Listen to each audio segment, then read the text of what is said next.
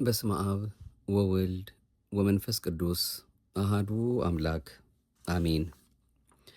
ወደ እመቤታችን ተመልከት። ማንን መመልከት እንዳለብን መጽሐፍ ቅዱስ በተደጋጋሚ ያስረዳናል። ቅዱስ ጳውሎስ በፊልጵስዩስ ምዕራፍ 3 ቁጥር 17 ላይ ወንድሞች ሆይ እኔን የምትመስሉ ሁኑ፣ እኛም እንደ ምሳሌ እንደምንሆንላችሁ እንዲሁ የሚመላለሱትን ተመልከቱ።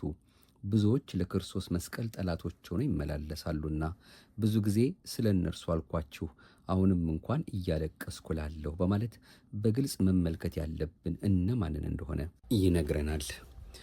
ማኅደረ ተዋሕዶን ነው እንደ ኦርቶዶክሳዊ ተዋሕዶ ቤተ ክርስቲያናችን እምነት ስርዓትና ትውፊት እርሱ አምላካችን ከፈቀደልን ከተለያዩ ምንጮች እያመጣን የምንከታተለውን መንፈሳዊ የዩቱብ አገልግሎታችንን ማዳመጥ የጀመርነው። ይህንን መንፈሳዊ የዩቱብ አገልግሎታችንን የምታደምጡ ሁሉ እንግዲህ ምናልባት እንደምታስታውሱት በየዓመቱ የእመቤታችን የንጽሕት ቅድስት ድንግል ማርያም መታሰቢያ የሆነው ሐዋርያት ጾመው በረከት ያገኙበትን ይህንን የፍልሰታን ጾም በምንጾምበት ጊዜ ሙሉውን ጊዜ የእመቤታችን የንጽሕት ቅድስት ድንግል ማርያምን ሁኔታ የሚያጠይቁ በተለያዩ ርዕሰ ጉዳዮች ስለሷ የተነገሩትን ትምህርቶች ነው በቅርባችን ካሉ ምንጮች እየጠቀስን መከታተላችንን የምናስታውሰውና ለዘንድሮም እንደዚሁ እንደ አምላካችን ፈቃድ እንግዲህ ክፍል 1ን ወደ እናንተ አድርሰን ነበረ።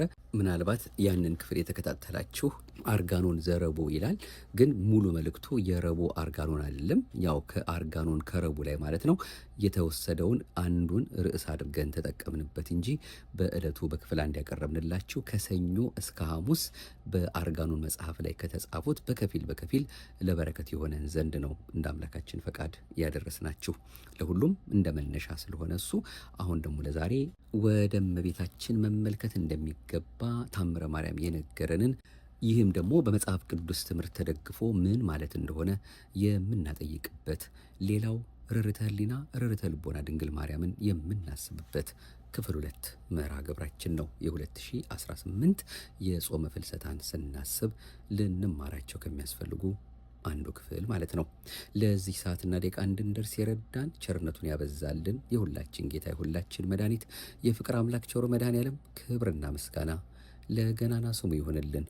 ርርተ ሕሊና ርርተ ልቦና በሌሊቱ ሰዓታት ንኢ እያልን የምንማጸናት ለሁላችንም እየመጣችልን እየደረሰችልን በእናትነት ፍቅሯ ተጠብቀን ምክንያተ ድኅነትና ልጄ ወዳጄ የሚለው የማያሳፍረው ጸሎቷ ዘወትር እየጠበቀን እየከለለን ይኸው ለዚህ መድረሳችን የእሷ ምልጃ አብሮን ስላለ ስሟ የከበረ የተመሰገነ ይሁንልን። ለሐዋርያት የሰጠውን በረከት ለእኛም ስለ እናቱ ብሎ እንዲለመነንና ፍቅሯን አብዝቶ በሕይወታችን ውስጥ እንዲያኖርልን በእናትነት ፍቅሯ ሁሌም ተጠብቀን አማላጅቱን የመስቀል ላይ አደራ እናታችን እንደ እጅ እየጠናን ከትላንት ዛሬ ወደ ልጇ እንዴት መቅረብ እንዳለብን በተለያየ ሁኔታ ይኸው እየሰማን ነውና አሁንም ዓይናችንን ከመስቀሉ ልባችንን ከቃሉ አንደበታችንን ከጾም ከጸሎት ከምስጋና እንዳያርቅብን የእሷ የእናትነት ፍቅሯ እንዲበዛልን እየተማጸን ነው። ለዛሬም ይህንኑ መርሃ ግብራችን እንግዲህ ወደ እመቤታችን ተመልከት በሚለው ርዕሳችን ወደ እሷ መመልከት ሲባል ምን ማለት ነው የሚለውን ለመከታተል የምንሞክረው የቅዱሳን አምላክ በቸርነቱ እሱ ሚስጥሩን ይግለጽልን። ወደ እመቤታችን ተመልከት። በተአምረ ማርያም ወደ እመቤታችን ተመልከት የሚል ቃል አለ። ይህ ቃል ወደ ጌታ እንዳንቀርብ መጋረጃ በመሆን ይከለክለናል በማለት የሚያስቡ አንዳንድ አካላት አሉ። በእርግጥ ወደ እመቤታችን መመልከት ጌታን እንዳናይ ያደርገናል ማለት ለእመቤታችን ያላቸውን ጥላቻ ከማመልከት ባለፈ ከእውነትነትም ፈጽሞ የራቀ ነው። ግን እውነት ለመናገር ወደ እመቤታችን መመልከት ጌታን እንዳንመለከት ያደርገናልን? ክብር ይግባትና ቅድስተ ቅዱሳን ንጽሕተ ንጹሐን ክብርተ ክቡራን የሆነችው ንጽሕት ድንግል ማርያምን ማየት ክርስቶስን እንዳናይ ሊያደርገን የሚችልበት ምን ምክንያት አለ? እንዲህ ከሚል ጥያቄ እንጀምር። ጌታችን አምላካችን መድኃኒታችን ኢየሱስ ክርስቶስን ያየነው መቼ ነው? ከቅድስት ድንግል ማርያም ከስጋዋ ስጋ ከነፍሷ ነፍስ ነስቶ ሰው በሆነ ጊዜ አይደለምን? ተመልከቱ። እንደዚህ የሚሉ ሰዎች ስህተት ምን ያህል የከፋ እንደሆነም አስተውሉ። ይህን ትምህርት በልቦናቸው አድሮ በረቂቅ የሚያስተምራቸው የግብር አባታቸው አይደለምን? የዓለም ዓይኗ ታውሮ ድንጋዩን ዛፉን ሁሉ አምላክ ነው እያለች በምታመልክ ጊዜ እውነተኛ ፀሐይ ጽድቅ የሆነውን ክርስቶስን ወልዳ የታወረውን ዓለም በብርሃን እንዲጥለቀለቅ ያደረገችው ድንግል ማርያም አይደለችምን? በውኑ ድንግል ማርያም ባትኖር ክርስቶስ በሥጋ ተገልጦ ማየት እንችል ነበርን? በእውነት ድንግል ማርያም ክርስቶስን ያየንባት ዓይናችን ናት። እስኪ መጽሐፍ የሚለውን እንመልከት። አንተ ሰነፍ ሰው ሆይ በግብረ ሐዋርያት የተጻፈውን አንብበሃልን? በሐዋርያት ሥራ ምዕራፍ 3 ቁጥር 14።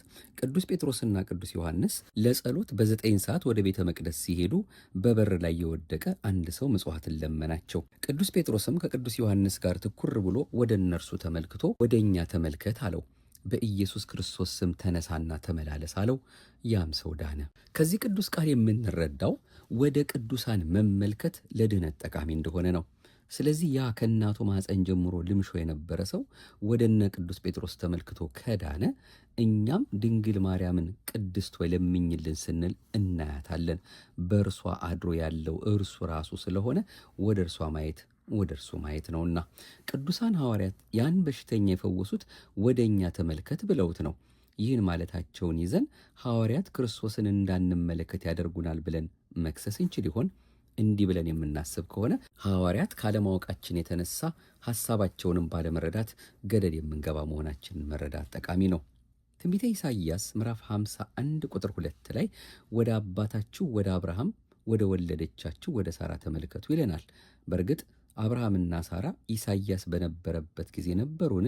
ካልነበሩ ለምን ወደ እነርሱ ተመልከቱ ይለናል?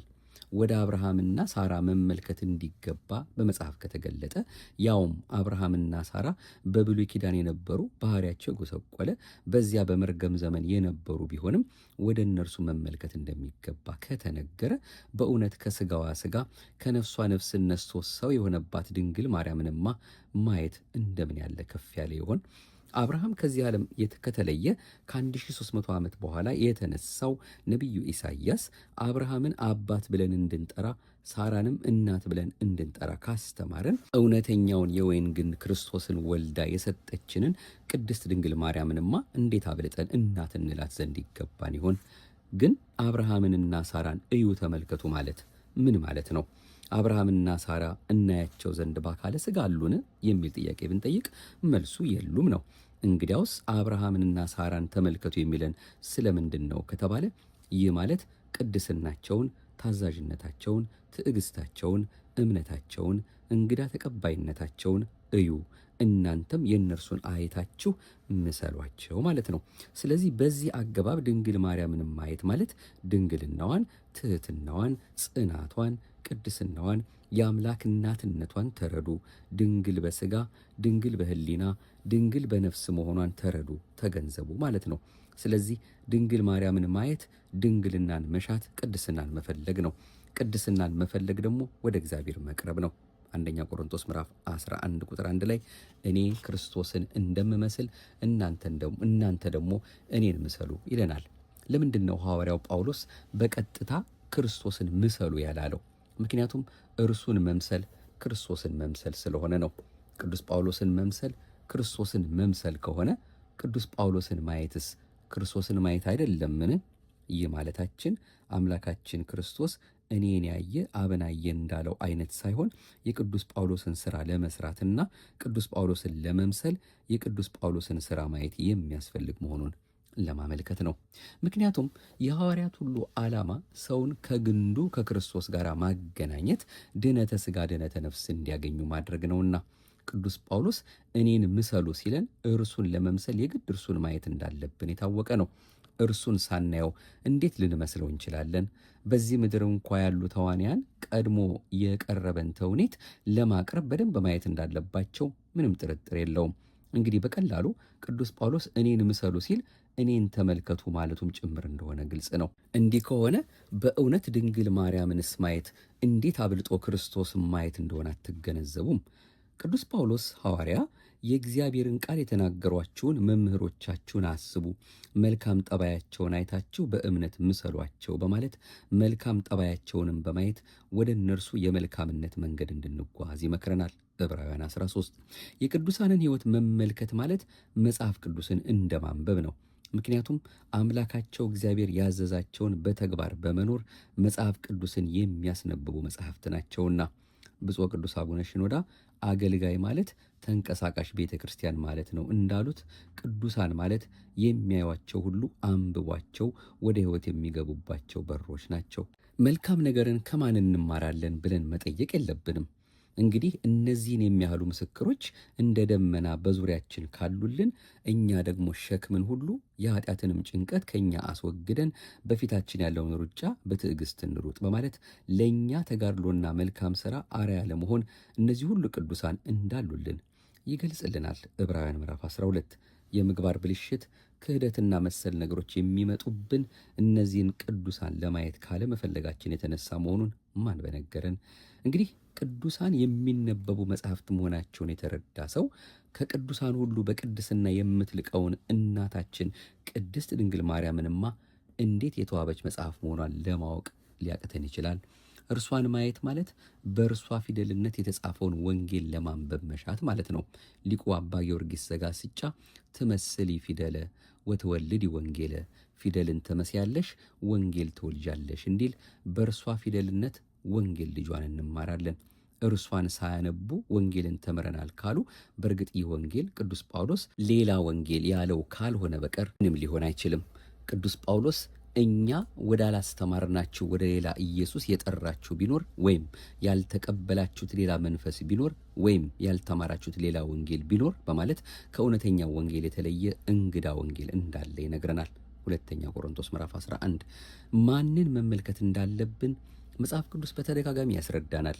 ቅዱስ ጳውሎስ አሁንም በፊልጵስዩስ ምዕራፍ 3 ቁጥር 17 ላይ ወንድሞች ሆይ እኔን የምትመስሉ ሁኑ፣ እኛም እንደ ምሳሌ እንደምንሆንላችሁ እንዲሁ የሚመላለሱትን ተመልከቱ። ብዙዎች ለክርስቶስ መስቀል ጠላቶች ሆነው ይመላለሳሉና ብዙ ጊዜ ስለ እነርሱ አልኳችሁ፣ አሁንም እንኳን እያለቀስኩ እላለሁ በማለት በግልጽ መመልከት ያለብን እነማንን እንደሆነ ይነግረናል። የቅዱስ መስቀሉ ጠላት የሆኑትን ሰዎች ሐሳብ በመስማት እመቤታችን ቅድስት ድንግል ማርያምን ከመመልከት መዘግየት የለብንም። እርሷን ስንመለከት የእምነትንና የመታዘዝን ዋጋ ማወቅ እንችላለን። በእምነት ከፍጥረት ወገን የሚደርስባት የሌለ በመጽሐፍ ቅዱስ ያመነች ብጽዕት ተብሎ የተነገረላት ስለሆነች እርሷን ስንመለከት በእምነት መጽናትን መማር እንችላለን። እመቤታችን ንጽሕት ቅድስት ድንግል ማርያም ለአማኞች የበለጠ እምነት መማሪያ ትምህርት ቤት ናትና። ቅዱስ ሄሬኔዎስ ማርያም ለአንድ ሰው ብትታጭም ድንግል ነበረች፣ በመታዘዟ ምክንያትም ለራሷና ለሰው ዘር በሙሉ የድኅነት ምክንያት ሆነች። በሔዋን ምክንያት የታሰረው ነገር በድንግል መታዘዝ ተፈታ። በድንግሊቷ ሔዋን አለማመን ምክንያት ታስሮ የነበረው በድንግል ማርያም እምነት ተፈታ በማለት ያደንቃል። የእመቤታችን መታዘዝ ለእርሷ ብቻ ሳይሆን ለፍጥረት ሁሉ የጠቀመ መሆኑን ስንረዳ በመታዘዝ የሚገኘውን ዋጋ ተረድተን ወደ መታዘዝ ለመምጣት ከልብ እንሻለን። የእኛ መታዘዝ ለማይታዘዙት እንዴት እንደሚረዳቸውና እንደሚያድናቸው ለማወቅ በእናታችን መታዘዝ ምክንያት ለሔዋንና ለሰው ዘር ሁሉ የመጣውን ምሕረት ማየት እንችላለን። እንግዲህ ይህችን የፍጥረት ሁሉ የበጎ ነገር መማሪያ ትምህርት ቤት አለመመልከት እንዴት መታወር ይሆን? ወደ እመቤታችን የምንመለከተው ድንግልና መጠበቅን ገንዘብ ለማድረግ ነው። እመቤታችን የደናግላን የድንግልና ትምህርት ቤት ናትና ቅዱስ ጴጥሮስ ተፍጻሜተ ሰማዕት ኢየሱስ ክርስቶስ በሥጋ ቅድስትና ክብርት ከነበረች ከእመቤታችን ከአምላክ እናትና ዘላለማዊ ድንግል ከሆነች ከማርያም ተወለደ በማለት ስለ ዘላለማዊ ድንግልናዋ ይነግረናል። አባ ሲዛሪዮስም የተባሉ አባት በቅድስት ቤተ ክርስቲያናችን ውስጥ ለንጽሕና አርያ ልናደርጋቸው የሚገቡ 3 ምሳሌዎች አሉ ይለናል።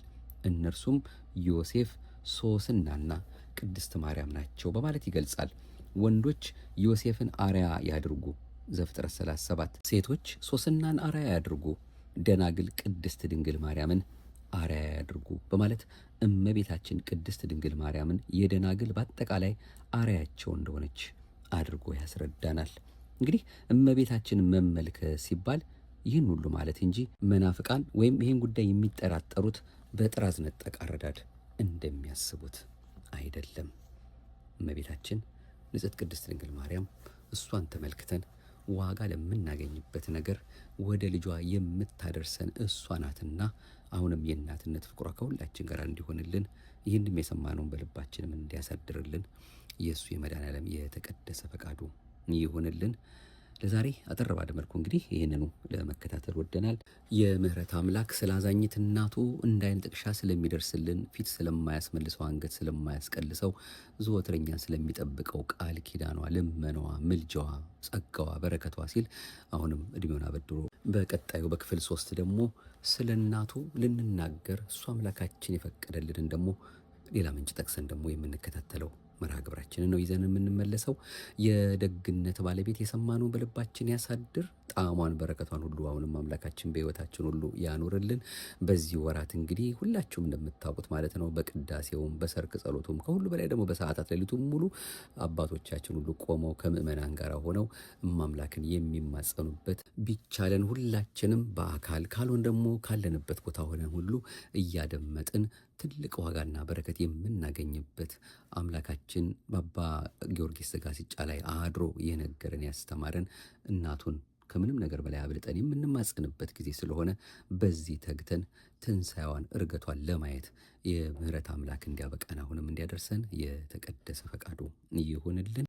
በወንጌል እንደተነገረ በዮሐንስ ወንጌል ምዕራፍ 2 ላይ እንደምናነበው ማለት ነው የመድኃኔዓለም እናቱ ዘመድ ሆና በዚያ ተገኝታ በነበረ ጊዜ ወይኑ ሲያልቅ የወይን ጠጅ እኮ የላቸውም አለቀባቸው ብላ ለልጇ ለወዳጇ ብትነግረው እሱም ደግሞ የእናትነት ባለሟልነቷን የእናትነት ፍቅሯን ያውቃል ይገነዘባልና እናትና ልጅ ተግባብተዋልና ወዲያው የጎደለው ይሞላ ዘንድ የሚላችሁን አድርጉ ብላ ለሐዋርያት ብትነግራቸው ሐዋርያትም ባዶ እንስራዎችን አምጥተው ልጇ ፊት አቅርበውት ያም ውሃው ወደ ወይን ጠጅ ተለውጦ እጅግ በጣም ድንቅ የሆነ ከመቀደመውም እንደውም ከቀረበው ሁሉ የበለጠ ሆነ፣ የበለጠ ጣፈጠ ተብሎ የተደነቀበትን ታሪክ ሁላችንም በትርጓሜም በትምህርትም እናገኘዋለን።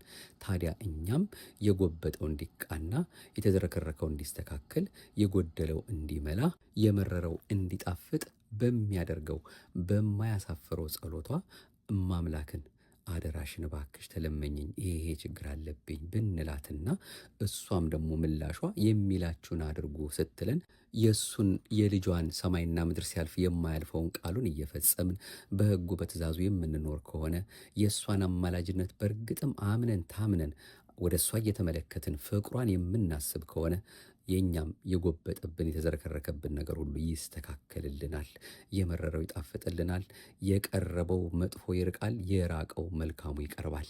ስለዚህ እግዚአብሔር አምላካችን በቸርነቱ ወደ እሷ ስንመለከት እና እሷም የመረጠችው የልጇን ቃሉን ትእዛዙን እያከበርን ስንኖር በረከቶቻችን በእውነትም ማለቂያ የላቸውም። ስለዚህ ምንም አይጎድልብንም። እሷን በማየት በመጥራታችን እስከ ዛሬም አልጎደለብንም። ነገም እስከ ሕይወታችን ፍጻሜ ድረስ እርሷን ልጇን ያቀፈችውን እናታችንን መብርሃንን እየተማጸንን እንድንኖር ዘወትር ከኛ ጋር እንድትሆንልን የእናታችን የእመቤታችን የቅድስት ድንግል ማርያምን ምልጃዋን የእናትነት ፍቅሯን ሁልጊዜም እያሰብን መኖር እንዳለብን ነው። እንግዲህ በተለያየ መልኩ እኛም ትምህርቱን የምንሰማው በሕይወታችንም እንኳን በየጊዜው እያየን እስካሁን ያደረሰን አሁንም ስለ እሷ ብሎ መጨረሻችን ያሳምርልን፣ የቸርነቱን ሥራ ይስራልን።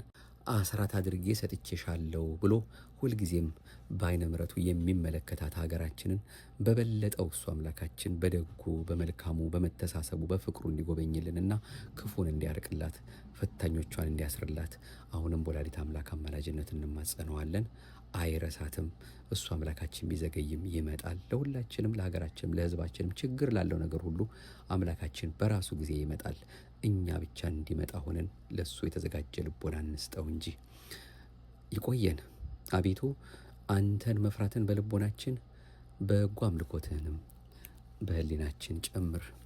በክፍል 3 በሌላ መርሃ ግብር እንመለሳለን። እመቤታችንን በተመለከተ አሁንም አምላካችን ይህንን የሰማነውንም ለፍሬ እንዲያደርግልን እናታችንን ጣዕሟን ፍቅሯን በረከቷን ሁልጊዜም እንዲያሳድርብን ለቅዱስ ኤፍሬም ለአባ ሕርያቆስ ለቅዱስ አባ ጊዮርጊስ ዘጋስጫ ለቅዱስ ያሬድ ኢትዮጵያዊ ለአባ ጽጌ ድንግል ሌሎችም ሁሉ የተለመነች እመቤት ለሁላችንም ተለምናን የልባችን መሻት ተፈጽሞልን በዚህ በጾም አጀንዳዎቻችን ሁሉ እሷ ወላዲተ አምላክ አንብባልን ወደ ልጇ አደርሳ ደጉን መልካሙን እንድታመጣልን ጣዕሟን በረከቷን እንድታበዛልን ጾማችንን ከልብ የሆነ እሱ አምላካችን በሚያውቀው መልኩ ጾመን በምናውቀው ጸሎት ደጅ ጠንተን ለፍሬ ለበረከት እንዲያደርግልን የመድኃኔዓለም ሁሉን የሚያደርገው የልጇ የወዳጇ የተቀደሰ ፈቃዱ ይሁንልን። ክብር ምስጋና ይሁን ለአብ፣ ክብር ምስጋና ይሁን ለወልድ፣ ክብር ምስጋና ይሁን ለመንፈስ ቅዱስ ዛሬም ዘወትርም ለዘላለሙ አሜን። ማህደረ ተዋህዶን ነበር ስናደምጥ የነበረው። በነጻች በጎላች በተረዳች በአንዲቷ ኦርቶዶክሳዊት ተዋህዶ ቤተክርስቲያናችን እምነት ስርዓትና ትውፊት ምንጮችን እየጠቀስን ወደ እናንተ የምናደርሳችሁ መርሃ ግብራችንን ለዛሬ ትምህርተ ጽድቅ በተአምረ ማርያምና በነገረ ክርስቶስ ዙሪያ ግንዛቤ ከሚሰጠው መጽሐፍ በዲያቆን ዮሐንስ ጌታቸው ተጽፎ ከነበረው ነው ወደ እናንተ ያመጣ ነው። በእውነት የሕይወትን ቃል ያሰማልን፣ በዕድሜ በጸጋ የምህረት አምላክ ይጠብቅልን። እናንተም እንግዲህ ለሚያደምጡ ሁሉ አዳርሱልን። ብትችሉ ሰብስክራይብ አድርጋችሁ እንድትከታተሉልን ከወዲሁ አሁንም መልእክታችን እናስተላልፋለን። የተባረከ የተወደደ የተፈቀደ እሱ አምላካችን በቸርነቱ የሚመለከተው ጾም ያደርግልን። አሁንም ማምላክ ጣዕሟን በረከቷን ታብዛልን። አሜን። ይቆየን።